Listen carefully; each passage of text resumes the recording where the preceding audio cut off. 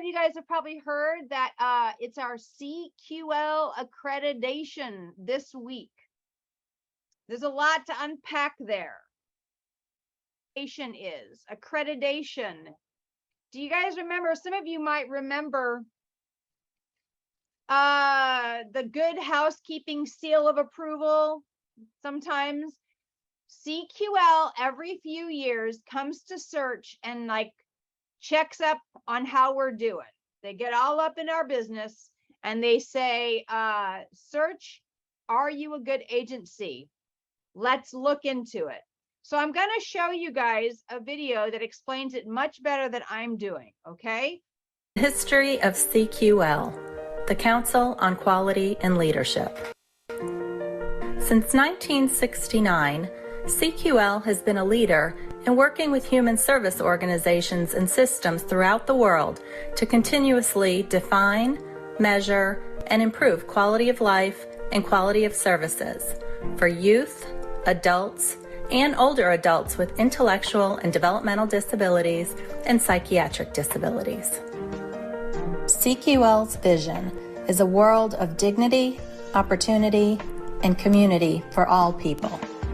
CQL believes that every person deserves respect, dignity, opportunity, and to be included in the community, whether they have a disability or not.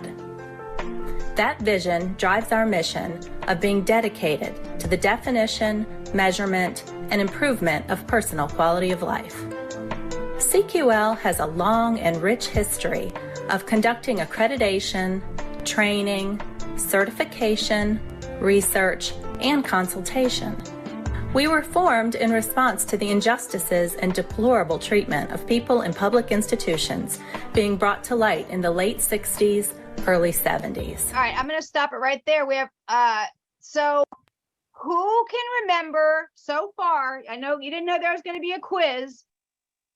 What year did CQL start? Did anybody catch that? What year? The year was 1969. Oh, someone had Laurel. 1969, okay?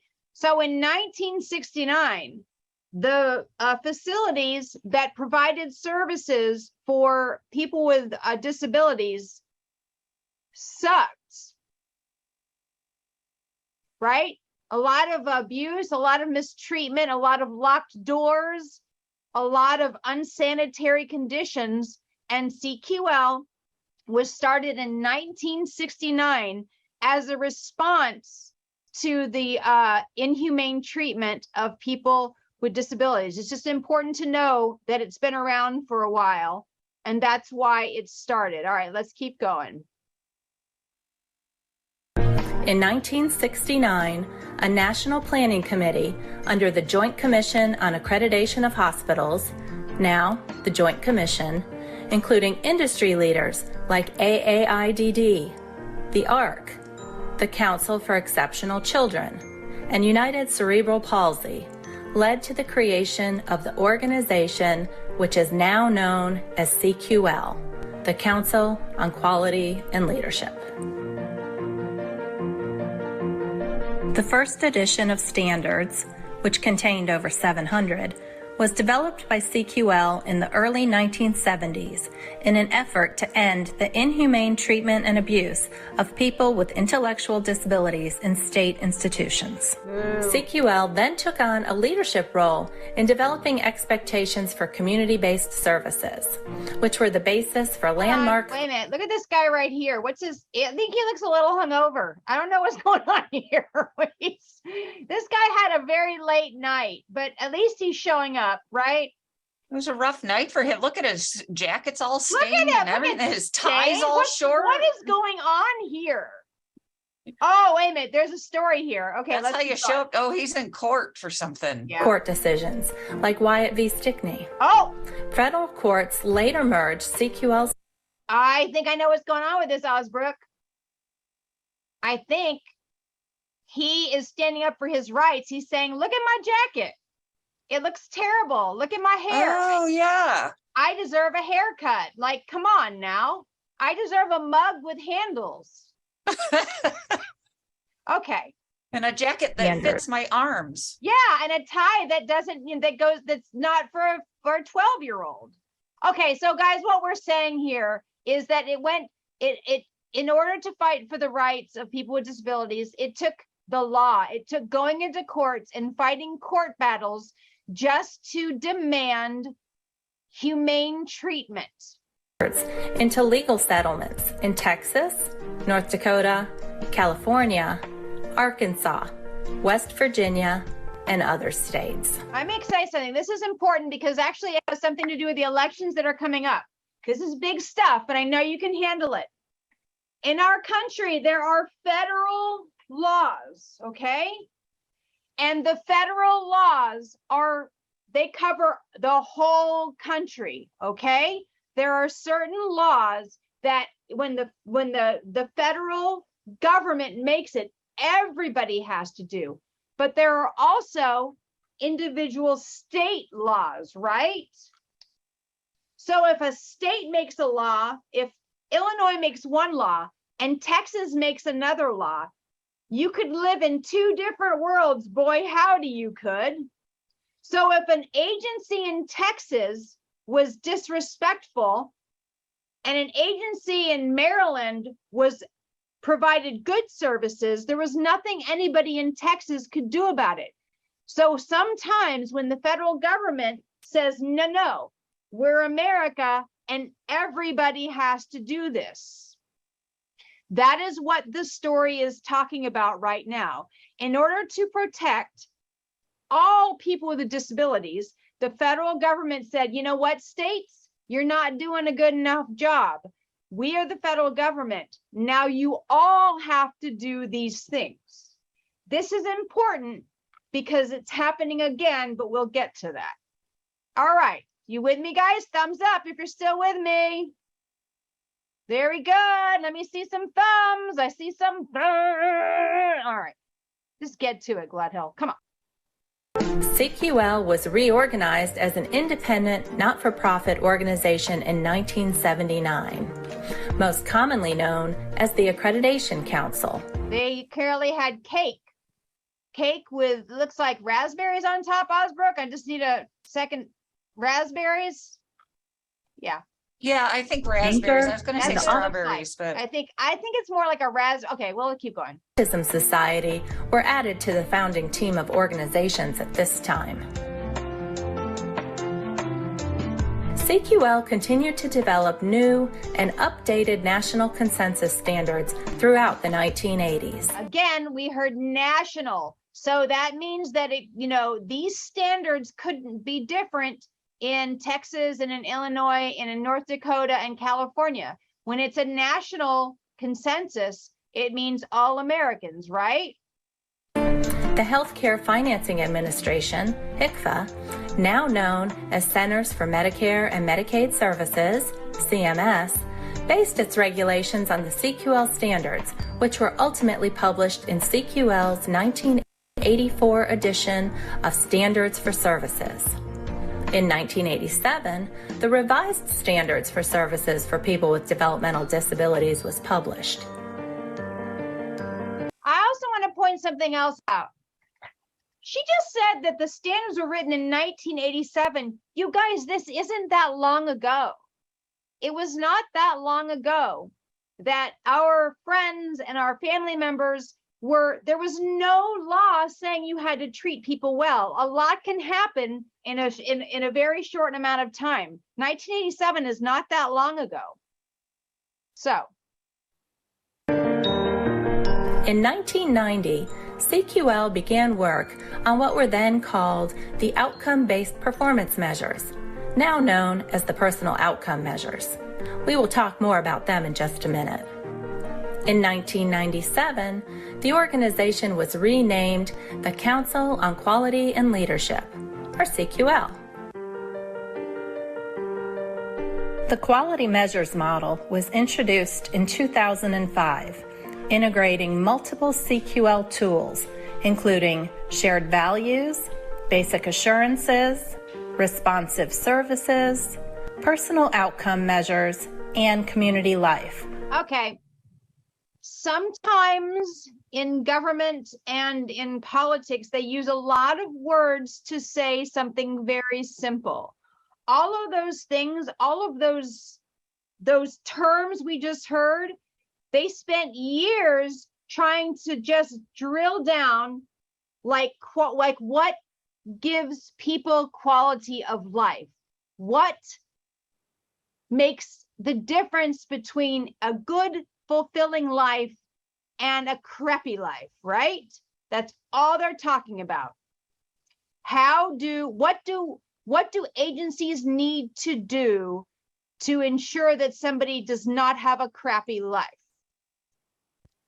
All into one cohesive package. CQL's What Really Matters initiative came to life in 2010. See, there's a better one. What really matters. They're trying to figure out what really matters. 34 success indicators that characterize person-centered supports and promote personal quality of life outcomes, which together result in person-centered excellence. Now back to the personal outcome measures. In the early 1990s, CQL realized that people who use services needed to be included at the table. This is a hilarious statement.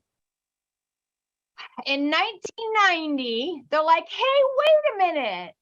Maybe the people with disabilities have something to say about this. Wow. So they're about to talk about palm interviews. Who here has had a palm interview? Do you guys know what a palm interview is? Raise your hand if you've had a palm interview. I see at Kensington, Mary's had a palm interview. Down at Ignite. Yep, Jonathan. If you haven't, you will. Somebody at Search might come and say, I need to do a little interview with you. It's called a palm interview. And when they do, you'll say, I remember a palm interview it's called personal outcomes measures. There's no test on this, guys. Just hang in there. CQL began work on the now internationally recognized personal outcome measures. Some people refer to the tool as the PALM. The PALM. CQL invited people with intellectual and developmental disabilities, people with psychiatric disabilities, families, and other thought leaders to participate in focus groups to discuss quality measures. There was a big difference in what people and their families wanted compared with what professionals wanted. All right, now that's big, get the key, right? So they're like, maybe we should ask you guys what you want instead of just deciding what we think you should want, right? It's a pretty good idea, right? All right. The personal outcome measures were developed and piloted in 2 states, at 3 organizations, and then field tested in the US and Canada. In 1993, the first PALM tool with 30 outcomes was published. Over the years, data analysis led to the combination of several outcomes reducing the number to 25, and then to the 21 we have today. The personal outcome measures were revalidated in 2017 and reorganized under 5 factors. The CQL journey continues with the daily work of establishing real connections between disabilities theory and practice. The CQL portal data system now contains tens of thousands of PALM interviews, as well as hundreds of basic assurances assessments. Quality of life is why CQL is committed to partnering with providers. I'm gonna the CQL journey continues. This video goes on and says a lot of blah blah. Dated in 2017. We're gonna get more into this. But okay, I want you guys to look at this. All right. I wish I could make that thing disappear. Okay, security. How safe you feel in your home and in your environment. My community. This one's important. You guys know how much we like to go out and go to the mall and go to restaurants and go to the movies and hang out with our friends. This is one of the things that CQL, that the PALM decided was important that made a difference between a good life and a crappy life, right? Feeling safe, being in the community. Let's see what else they came up with here. Relationships, having friendships, being connected to family members if you've got them or if you like them. Being able to have, personal relationships with significant others, being able to have friendships in the community, right? This down here, I'm sorry, let's see if we can make this go away. 17 and reorganized under five Let's see if, oh, no. factors. Oh, no, but won't. Okay. My choices. So having choice. And what's that one? I can't see it. Oh, no. The CQL. Oh, no. What's that one say? I think that one's about my dreams, maybe. It's in yellow, which is just, it's got a trophy. My continence issues. No. That does make a difference. Okay. That's my goals. My goals, is that it? Yeah. Okay, good job. Goals. Thank you. Oh, All look at right, this. not Okay, here we go. continence Yeah. then, fine. Okay, so look, I'm gonna just go over these really quick. But basically, remember it took like 20 years of people sitting around the table saying, what makes a good life? And it kind of boiled down to this, all right? So these are pretty good. Let's just go through these. And as I do, remember that that's what CQL is here to talk about this week. What are you doing, search, to make this happen? And if you are not, what is preventing you? What are some of the challenges? What can you do better? Okay. So let's look at what CQL is here this week looking at and asking us how we're doing and how we could do it better. So let's go back to the screen. I'll go all the way to, all right. Okay, so remember we had human security. So people are safe, people are free from abuse and neglect, that people have the best health that you can, all things considered, like you see a doctor regularly. People experience continuity and security. I'm sure everybody in the field might say that continuity is stressed out when there's a staffing crisis, that you have and use your rights, that you're treated fairly and that you're respected. That all falls under human security for having to, so you don't have a crappy life. My community, that people use your houses, that you live in, that you're not segregated away from everybody else, that you have opportunities to interact with people in your community, and that you participate in the world out there, right? So next. There's a lot in that. Okay. Relationships. People decide. Relationships, like I said, that you like, that you know your grocery, that you know your cashier at your corner store, that you have friends, that you can date, that you can say who does and doesn't get to see your personal information. Choices, my choices. People choose where and with whom they live. I'll tell you right now that CQL is asking if everybody gets to choose who they want to live with and where they want to live with. And I'll tell you right now that people are saying, no, I'd like my own bedroom, please. I know that's what they're saying right now. And so together we're brainstorming about how to make those things happen, considering all the budget, but we're having honest and open conversations about this, and people are being honest. Search is saying, yeah, we still cannot do that. Here's how we are making a plan to make that happen. All right. Makes sense? You guys are doing great. Stay with me. I'm almost done here. I know it's a long meeting. They choose where they work, and they choose which services you'd like to work with. The goals, it is goals. It's not incontinence, Osbrook. It's not about PP, even though it's yellow. That you choose your personal goals and that you can work towards your personal goals. We all have them. And even though we might be far away from them, we're still working towards them. That is one of the markers of a good life. Being able to at least work towards your goals. Not all of us get to our goals, but as long as we're working towards them, that can be very fulfilling. Okay, I think that was it. That's the 5. Yeah. So 21 divided into 5 parts. All right. So that's a pretty nice overview of what CQL is. Remember, it's the Council on Quality and Leadership. It's been around since like 1969. It works at a federal level, which is how you get anything done if you want it to be consistent from one state to the next. Medicare and Medicaid are national. That's why if you go from here to, for whatever, like North Carolina, your benefits will stay the same because it's a federal program. Medicare everywhere. That's right. All right. And CQL is interviewing people and administration and management at Search, asking questions about how well we do each of these things. And the other takeaway from this is that POM interview. That means personal outcome measurements.